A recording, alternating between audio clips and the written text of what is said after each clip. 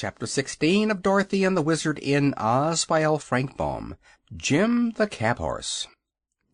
Jim the Cab Horse found himself in possession of a large room with a green marble floor and carved marble wainscoting, which was so stately in its appearance that it would have awed anyone else.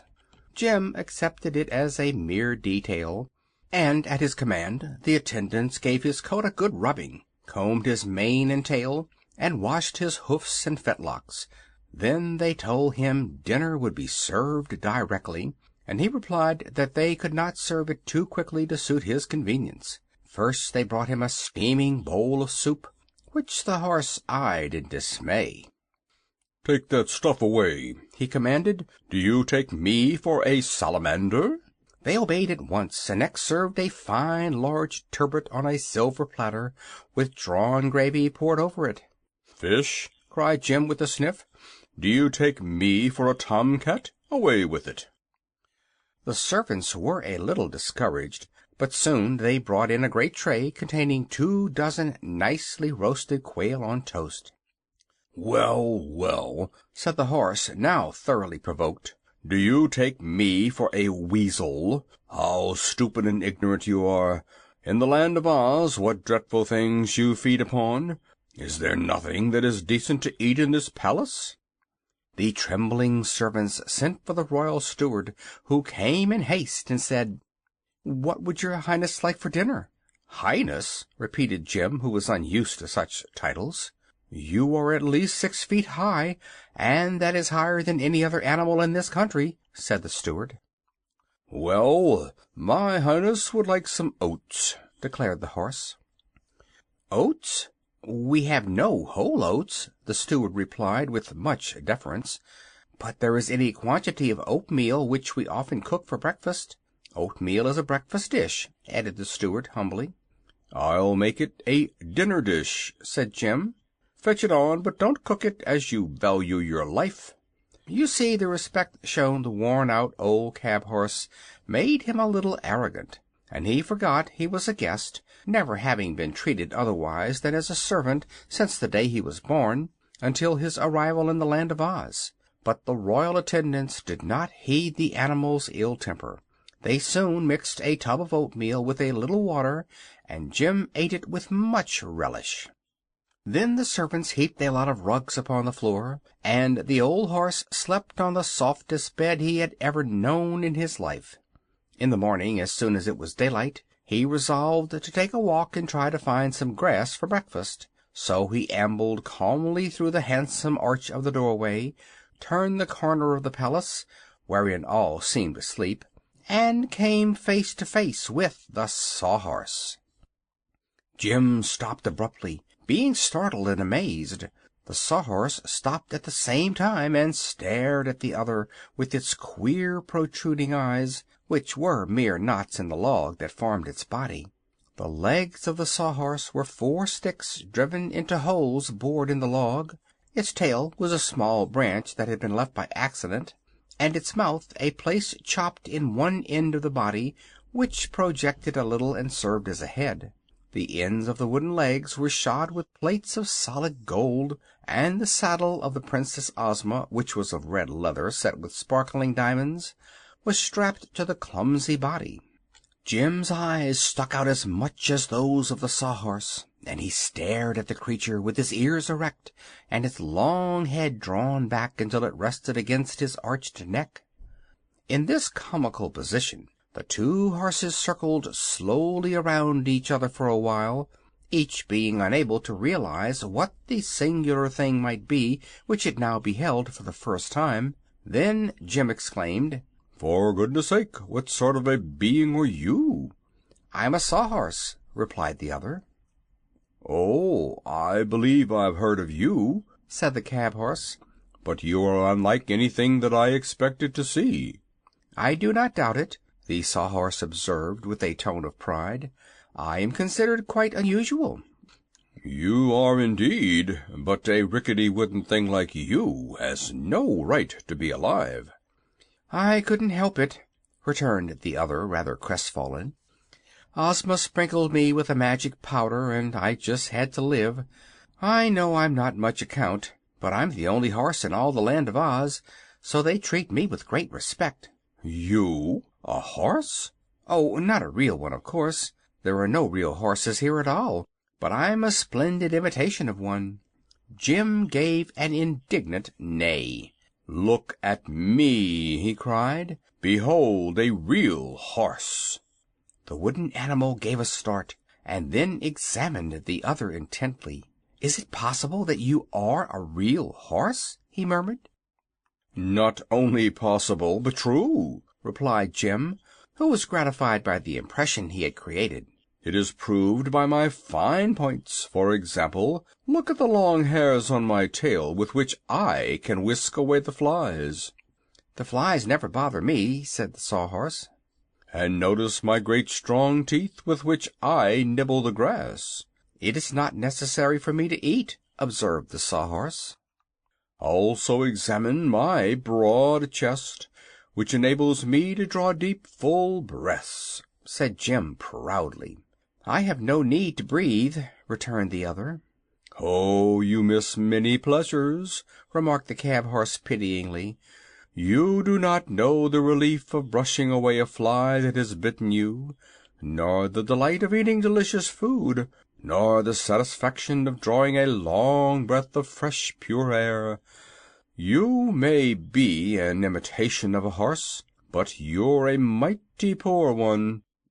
"Oh, I cannot hope ever to be like you," sighed the Sawhorse. "But I am glad to meet at last a real horse. You are certainly the most beautiful creature I ever beheld." This praise won Jim completely. To be called beautiful was a novelty in his experience. Said he, "Your chief fault, my friend, is in being made of wood, and that I suppose you cannot help. Real horses, like myself, are made of flesh and blood and bones." "I can see the bones all right," replied the Sawhorse, "and they are admirable and distinct. Also I can see the flesh, but the blood, I suppose, is tucked away inside." "Exactly," said Jim. "What good is it?" asked the Sawhorse. Jim did not know, but he would not tell the Sawhorse that. "If anything cuts me," he replied, "the blood runs out to show where I am cut. You, poor thing, cannot even bleed when you are hurt." "But I am never hurt," said the Sawhorse. "Once in a while I get broken up some, but I'm easily repaired and put in good order again, and I never feel a break or a splinter in the least." Jim was almost tempted to envy the wooden horse for being unable to feel pain, but the creature was so absurdly unnatural that he decided he would not change places with it under any circumstances. "How did you happen to be shod with gold?" he asked. "Princess Ozma did that," was the reply, "and it saves my legs from wearing out. We've had a good many adventures together, Ozma and I, and she likes me." The cab horse was about to reply when suddenly he gave a start and a neigh of terror, and stood trembling like a leaf. For around the corner had come two enormous savage beasts, treading so lightly that they were upon him before he was aware of their presence. Jim was in the act of plunging down the path to escape when the Sawhorse cried out, "Stop, my brothers! Stop, Real Horse! These are friends, and will do you no harm." Jim hesitated, eyeing the beasts fearfully. One was an enormous lion with clear, intelligent eyes, a tawny mane, bushy and well kept, and a body like yellow plush. The other was a great tiger with purple stripes around his lithe body, powerful limbs, and eyes that showed through the half-closed lids like coals of fire. The huge forms of these monarchs of the forest and jungle were enough to strike terror in the stoutest heart, and it is no wonder Jim was afraid to face them. But the Sawhorse introduced the stranger in a calm tone, saying, "This noble horse is my friend the Cowardly Lion, who is the valiant king of the forest, but at the same time a faithful vassal of Princess Ozma. And this is the Hungry Tiger, the terror of the jungle, who longs to devour fat babies, but is prevented by his conscience from doing so. These royal beasts are both warm friends of little Dorothy, and have come to the Emerald City this morning to welcome her to our fairyland." Hearing these words, Jim resolved to conquer his alarm. He bowed his head with as much dignity as he could muster toward the savage-looking beasts, who in return nodded in a friendly way. "Is not the real horse a beautiful animal?" asked the Sawhorse admiringly. "That is doubtless a matter of taste," returned the Lion. "In the forest he would be thought ungainly because his face is stretched out and his neck is uselessly long. His joints, I notice, are swollen and overgrown, and he lacks flesh and is old in years." "And dreadfully tough," added the Hungry Tiger in a sad voice. "My conscience would never permit me to eat so tough a morsel as the real horse." "I'm glad of that," said Jim, "for I also have a conscience, and it tells me not to crush in your skull with the blow of my powerful hoof." If he thought to frighten the striped beast by such language, he was mistaken. The Tiger seemed to smile and winked one eye slowly. "You have a good conscience, friend Horse," it said, "and if you attend to its teachings it will do much to protect you from harm.